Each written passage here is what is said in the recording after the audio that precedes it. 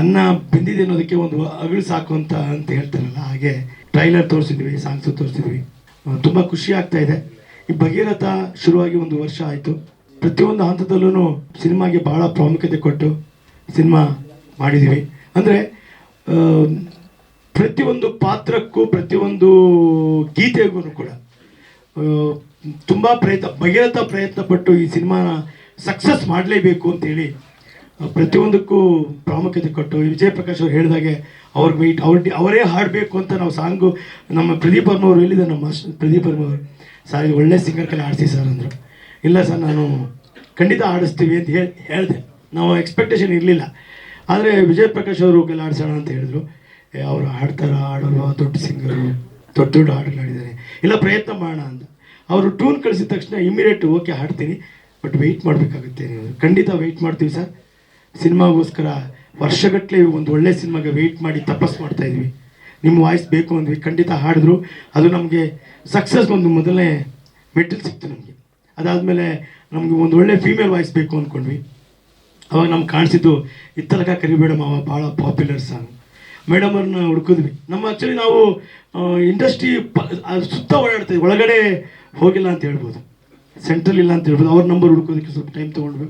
ಅವರು song tune ಕಳಿಸಿದ ತಕ್ಷಣ ಓಕೆ ಆಡ್ತೀನಿ ಅಂದರು. ಅವ್ರು ಬಂದು ಹಾಡಿ ಖುಷಿಯಾಗಿ ಹಾಡಿದ್ರು.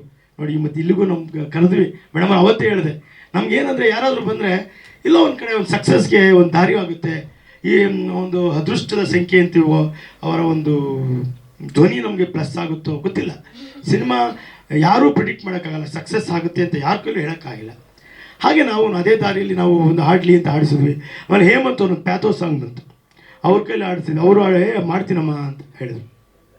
ಹೀಗೆ ನಮ್ಮ ಭಗೀರಥ ಸಾಂಗ್ಸ್ 4 ಸಾಂಗ್ ಬಂದಿದೆ. ತುಂಬ 3 ಸಾಂಗಿಗೆ ಪ್ಲೇ ಮಾಡಿದ್ವಿ. ಒಂದು ಸಾಂಗು ಫುಲ್ ಕತೆ ಹೇಳುತ್ತೆ ಸಾಂಗ್ ಅಂತೇಳಿ ನಾವೆಲ್ಲ ಕೂತ್ಕೊಂಡೆ. ಅದೇ ನಾನು ಡೈರೆಕ್ಟರ್ ಆಗಿರ್ಬೋದು, ಆದರೆ I am not in all. ಒಂದೊಂದು ಪ್ರತಿಯೊಂದು ಟೀಮ್ ಜೊತೆ ಮಾತಾಡಿಕೊಂಡು ಪ್ರತಿಯೊಂದು ಹಂತವಾಗಿ ನಾವು ಒಂದು ಭಗೀರಥ ಸಿನಿಮಾ ಮಾಡಿ ರೆಡಿಯಾಗಿದೆ. ಇದೆಲ್ಲ ಆದಮೇಲೆ ಇದನ್ನು ಒಂದು ವೇದಿಕೆ ಬೇಕಲ್ಲ. ನೋಡಿ, ಇವಾಗ ಇಲ್ಲಿ ಬಂದು ಪ್ರೆಸ್ ಮೀಟ್ ಮಾಡೋಕೆ ಒಂದು ವೇದಿಕೆ ಇದೆ. ಆ ಥರ ಒಂದು ಈ ಸಾಂಗ್ಸ್ನ ಪ್ರಮೋಟ್ ಮಾಡೋಕೆ ಒಂದು ವೇದಿಕೆ ಬೇಕಲ್ಲ. ಯಾರು ಸರಿ, ನಮ್ಗೆ ಇವರು ಡಿ ಬೀಟ್ಸ್ ಚೆನ್ನಾಗಿರುತ್ತೆ, ಆ ಡಿ ಬೀಟ್ಸಲ್ಲಿ ಒಂದು ಸೌಂಡ್ ಇದೆ, ಒಂದು ವೇವ್ಸ್ ಇದೆ ಅಂಥೇಳಿ ಅಪ್ರೋಚ್ ಮಾಡಿದ್ವಿ. ನಿರಂಜನ್ ಅವರು ಅಂತ ಸರ್ ಬಂದಿದ್ದಾರೇನೋ ಗೊತ್ತಿಲ್ಲ ಇಲ್ಲಿ. ನಿರಂಜನ್ ಸರ್ ನೋಡಿ, ನಾನು ನಿರಂಜನ್ ಸರ್ ಅಪ್ರೋಚ್ ಮಾಡಿದ್ವಿ. ಅವರು ಆ್ಯಕ್ಚುಲಿ ನೋಡಿ ಏನಂದರೆ ಒಂದು ಸಕ್ಸಸ್ಗೆ ಎಲ್ಲ ಒಂದು ಕಡೆ ನಮ್ಮ ಕನೆಕ್ಟಿವಿಟಿ ಸಿಗುತ್ತೆ ಅನ್ನೋದಕ್ಕೆ ಒಂದು ಎಕ್ಸಾಂಪಲ್ ಇದೆ. ನನಗೆ ಅವರು ಸ್ನೇಹಿತರು ಸಿರಿಗನ್ನಡ ಚಾನಲ್ ನಾನು ಮ್ಯಾನೇಜರಾಗಿ ವರ್ಕ್ ಮಾಡಿದೆ. ಅಂದರೆ ನಾನು ಎಲ್ಲ ಕೆಲಸಗಳನ್ನು ಮಾಡ್ತೀನಿ, ಮ್ಯಾನೇಜರಾಗಿ ಮಾಡಿದ್ದೀನಿ, ಪ್ರೊಡಕ್ಷನ್ ಮ್ಯಾನೇಜರಾಗಿ ಕೆಲಸ ಮಾಡ್ತೀನಿ.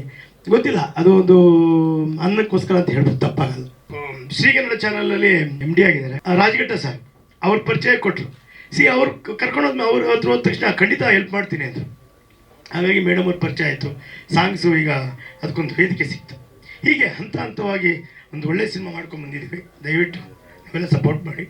ಖಂಡಿತ ಎಲ್ಲ ಬಂದು ಸಿನಿಮಾ ನೋಡಿ. ನೀವೇನು ಸಿನಿಮಾ ಬಂದು ನೋಡ್ತೀರಾ, ಖಂಡಿತ ನಿಮಗೆ ಮೋಸ ಆಗಲ್ಲ.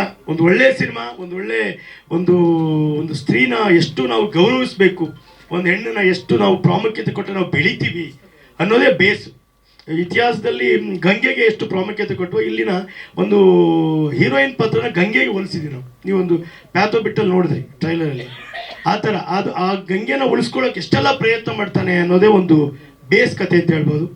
ಖಂಡಿತ ನೀವೆಷ್ಟು 100-150 ಜನ ಇದ್ದೀರಾ, 100 ಜನ, 1000 ಜನ, 1,00,000 ಜನಕ್ಕೆ ತಲುಪಿಸಿ ಈ ವೇದಿಕೆ ಮುಖಾಂತರ ಅಂತ ಹೇಳ್ತಾ ನಾನು 2 ಮಾತು ಮುಗಿಸ್ತೀನಿ. ಹಾಗೆ ಎಲ್ಲ ಗಣ್ಯರು ಬಂದಿದ್ದೀರಾ, ತುಂಬ ಸಂತೋಷ ಆಯಿತು. ಇದೊಂದು ನಮ್ಮ ಒಂದು ಸುದಿನ ಅಂತ ಹೇಳ್ಬೋದು.